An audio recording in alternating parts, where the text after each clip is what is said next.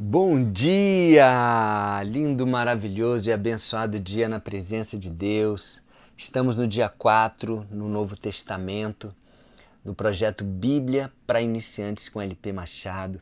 Vamos continuar aqui no capítulo 2 de Gênesis, falando agora sobre o Jardim do Éden e sobre como foi um pouquinho melhor a criação do homem e da mulher que aconteceu no sexto dia que a gente viu já lá no primeiro capítulo de Gênesis, amém? Então, a partir da segunda parte do capítulo, do versículo 4 aqui, no capítulo 2, Deus diz assim: Quando o Senhor Deus fez o céu e a terra, não haviam brotado nem capim, nem plantas, pois o Senhor ainda não tinha mandado chuvas, e não havia ninguém para cultivar a terra. Olha aí, não tinha mandado chuva, então a água ela saía de baixo. Ele vai explicar aqui, ó. Mas da terra saía uma corrente de água que regava o chão. Versículo 7. Então do pó da terra o Senhor formou o ser humano. O Senhor soprou no nariz dele uma respiração de vida e assim ele se tornou um ser vivo. Olha aí, nós temos na nossa formação física aí, na nossa composição química, algo que vem da terra. Deus pegou do pó da terra, do barro, e fez o homem, fez o ser humano. Soprou no nariz dele uma respiração de vida, que é o quê? É o fôlego de Deus, é o Espírito de Deus que ele colocou dentro de nós. Amém? Olha que legal. Versículo 8. Depois o Senhor Deus plantou um jardim na região do Éden. Olha, ele plantou um jardim como se fosse ali um lugar maravilhoso para que o homem e a mulher futuramente também viessem a habitar, a estar ali num lugar maravilhoso que é esse lugar chamado Jardim do Éden, no leste. Ali pôs o ser humano que ele havia formado. O Senhor fez com que ali crescessem árvores lindas de todos os tipos, que davam frutas boas de se comer. Imagina, as árvores lindas, maravilhosas, flores, frutas maravilhosas. No meio do jardim ficava a árvore que dá a vida e também a árvore que dá o conhecimento do bem e do mal. A gente sempre lembra da árvore do conhecimento do bem e do mal, né? Que é a árvore que Eva pegou a fruta e comeu, mas também tem uma outra árvore, a árvore da vida. A árvore que dá vida. Eram duas árvores. A árvore da vida e a árvore do conhecimento do bem e do mal. No Éden nascia um rio que regava o jardim e que, saindo dali, se dividia formando 4 rios. Ora, era um rio que regava o jardim. Então não havia falta de água, muita água ali. E saindo dali, esse rio era tão grande, né? Tantas águas que formava outros 4 rios.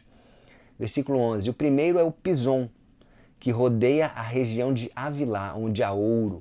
O ouro dessa região é puro e ali também há um perfume raro e pedras preciosas. Olha quanta riqueza tem nesse lugar. Ouro puro, perfume raro, pedras preciosas, isso perto desse rio, dessa região de Avilá, onde nascia ali, onde se dividia aquele rio principal que saía do Jardim do Éden, e o primeiro rio que nascia dali era o Pison. Esse rio ele não existe mais no mapa, né? Não, eles não sabem exatamente aonde foi esse rio, mas está registrado aqui. Não se sabe quando que ele parou de existir, mas tem várias teorias aí. O segundo rio, no versículo 13 diz, o segundo rio se chama Gion, que também, como o Pison, não existe mais. Ele dá volta por toda a região de Cuxi. Então eles sabem mais ou menos onde existiam esses rios pela orientação que está aqui na palavra, mas eles não existem. Versículo 14. O terceiro rio é o Tigre, esse ainda existe, que passa a leste da Assíria, e o quarto é o rio Eufrates, que também ainda existe. tá bom? Então, o Tigre e o Eufrates ainda existem, o Pison e o Gion não existem mais, mas eram uma região muito próspera, cheia de riquezas, de pedras preciosas, etc. Versículo 15. Então o Senhor Deus pôs o homem no jardim do Éden para cuidar dele e nele fazer plantações. Olha aí, o homem foi colocado ali para administrar da melhor forma possível o jardim do Éden, a criação perfeita de Deus, e fazer plantações. Versículo 16.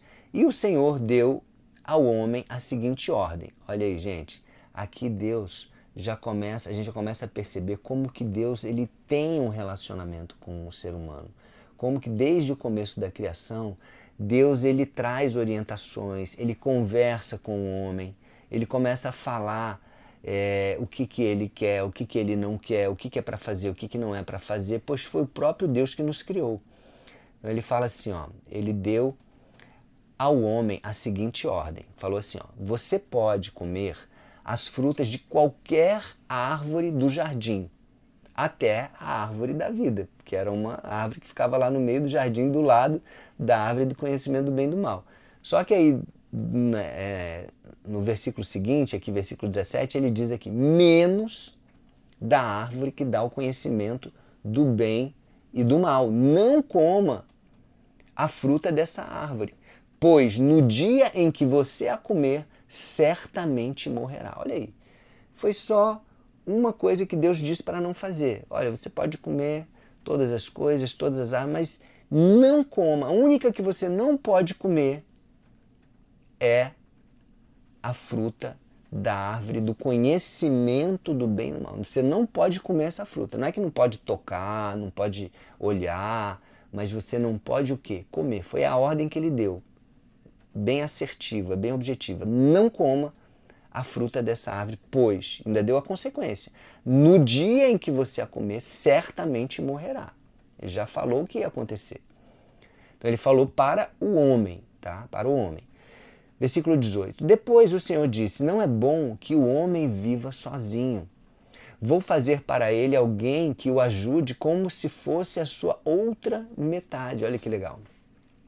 Versículo 19. Depois que o Senhor Deus formou a terra, todos os animais selvagens e todas as aves, ele os levou ao homem para que pusesse nome neles. E eles ficaram com o nome que o homem lhes deu. Então olha só, Deus ele dá autoridade para o homem colocar nome, dá autoridade para o homem ter domínio sobre todas as coisas, como foi falado no capítulo 1. Ele falou, tenha domínio sobre todos os animais, sobre tudo o que está, tudo que Deus criou, Deus deu para o homem o domínio. A única coisa que ele falou que não era para fazer era não comer da fruta da árvore do conhecimento do bem e do mal. Versículo 20. Ele pôs nomes, né, falando do homem, né? O homem pôs nomes nas aves e em todos os animais domésticos e selvagens. Mas para Adão não se achava uma ajudadora que fosse como a sua outra metade. Versículo 21. Então, o Senhor Deus fez com que o homem caísse num sono profundo. Olha aí, primeira anestesia registrada na história. Quando ele dormia, Deus tirou uma das suas costelas e fechou a carne naquele lugar. Aí, ó, tirou e depois fechou lá. Primeira cirurgia com costura, né? Costurou ali, fechou a carne naquele lugar. Versículo 22. Dessa costela, o Senhor formou uma mulher e a levou ao homem. Então o homem disse, agora sim, esta é a carne da minha carne, o osso dos meus ossos. Ela será chamada de mulher, porque Deus a tirou do homem. Né? Em outras versões fala, vai chamar varoa, porque veio do varão. Né? Versículo 24. É por isso que o homem deixa o seu pai e a sua mãe para se unir com a sua mulher e os dois se tornam uma só pessoa. Olha que interessante. Nesse momento aqui, Adão e Eva não tinham pai e mãe, porque eles foram criados diretamente de Deus, mas mesmo assim, Deus coloca essa orientação, que é uma orientação futura.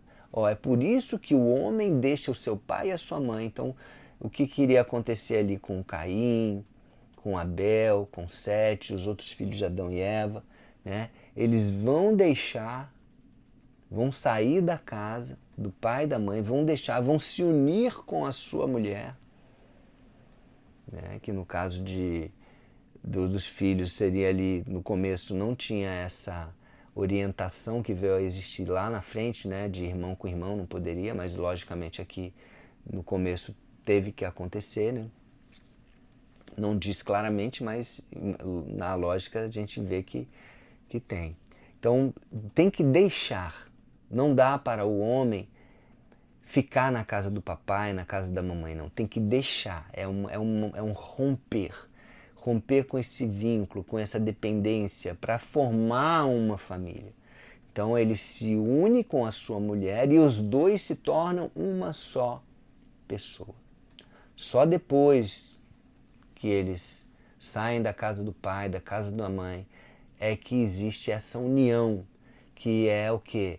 Uma aliança onde os dois se tornam uma só pessoa. Isso daqui, gente, é o primeiro mandamento de uma celebração de um casamento, onde o homem e a mulher se unem e se tornam ali uma só carne, uma só pessoa, um só propósito, uma só família.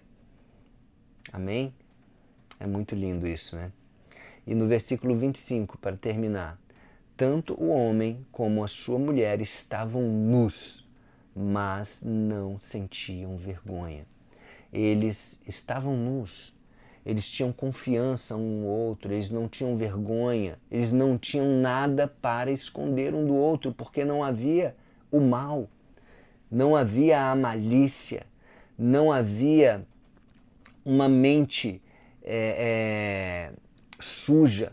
Não, os dois estavam ali num ambiente perfeito, numa comunhão perfeita, onde Deus estava ali, buscando essa comunhão diariamente. Então, gente, isso daqui é o símbolo daquilo que Deus quer para nós. É o símbolo da perfeição, da comunhão, da unidade, da transparência. Deus criou para que fosse assim. Mas vamos ver no próximo estudo, no capítulo 3 de Gênesis, como foi a queda, o porquê da desobediência, por que tudo mudou depois da desobediência.